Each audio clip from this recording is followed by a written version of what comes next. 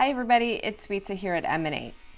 So we're going to continue our conversation in May around mental health awareness. So today's topic is on rules. So in a family system where there tends to be more dysfunction and instability, units, the system in itself makes up rules or belief systems to help support this idea of stability, power, and control, because it provides a sense of inner regulation for all the folks involved in it. So ultimately, as individuals, we actually adapt our behavior in order to fit the guidelines of the system, the rules in the system, because that's ultimately how we are getting our needs met. So the problem with this is what at one point was adaptive to help support you and keep you safe becomes maladaptive when you're older. So the rules might stop working for you. In fact, they might even be getting in your way. So first, I want to give you a couple of examples of what some of these rules might have been in a system that was unstable. So number one, the rule of control.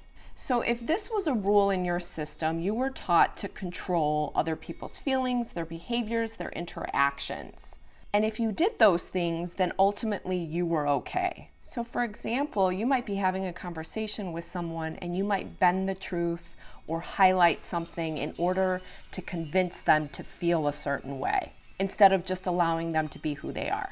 Number two, a no trust rule. So you may have heard things in your system that sounded like you can only trust the members of your family, don't rely on anyone else. And it's this idea of really protecting yourself, because if you don't rely on anyone else, then you don't ever have to be disappointed or deal with rejection. But most of the time, if we're not asking people for help and we've become so self-sufficient, it might lead to actual burnout. And number three, the rule of perfect. So in this rule, you have to be right about everything. And this is really where a family system protects itself from shame. So this one really is tough because it keeps you pretty stuck, because you're constantly looking at yourself and how others perceive you, right?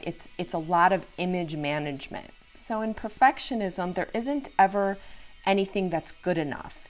You're constantly trying to reach the ideal.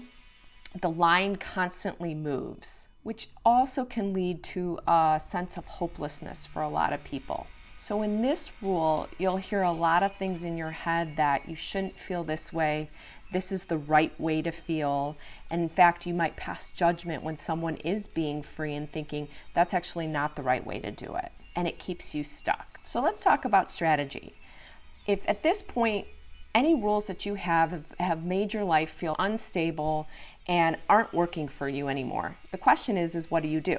So 3 quick strategies that could ultimately help support you in this journey. Number one, awareness of the rule. So you really need to know what you're working with. So some of you may take the approach where you're sitting down in a journal and you're thinking about all the rules that you have.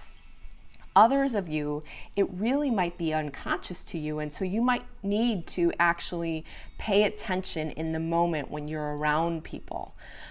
Things that might potentially make you a little irritated or angry, right, is to question, like, what is that? What am I getting upset about?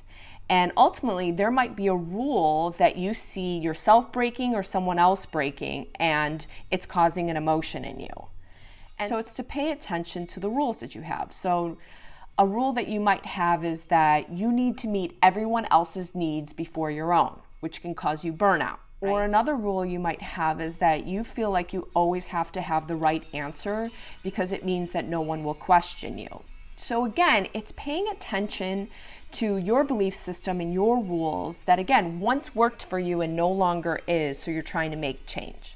So number 2 is question the rule.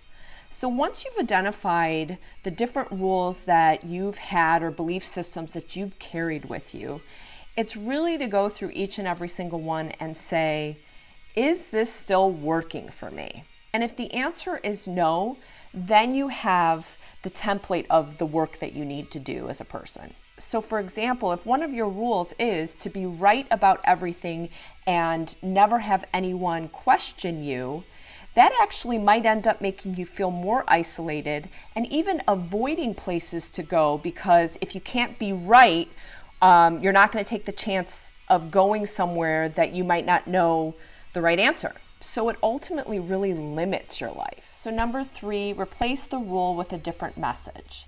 Now notice, I didn't say replace the rule with another rule. So our brains can't stay empty. It really has to have another narrative flowing through, right? Our brains can't handle too much uncertainty. And so it's really important to give it a different narrative. So for example, if your rule was you have to take care of everyone's needs before your own, you might have a replacement narrative that sounds like people are capable of meeting their own needs. I don't have to meet everyone's need. So I want you to really think about that because it provides a level of nourishment to your mind, to your body, and it doesn't keep you stuck in this box of, I have to do it this way. So in the second example, when it says, I have to have all the right answers, a replacement narrative can be, it's actually really great to be curious and ask people other questions and ultimately let other people use their gifts and their expertise. So having different messages and really thinking about your thinking allows for more flexibility and freedom, which ultimately allows you to connect and have greater empathy for people. So when you find yourself in this place, like I have to do it this way, is try to do these steps and really think about where that came from. So I hope that helps. Until next time, emanate your best self.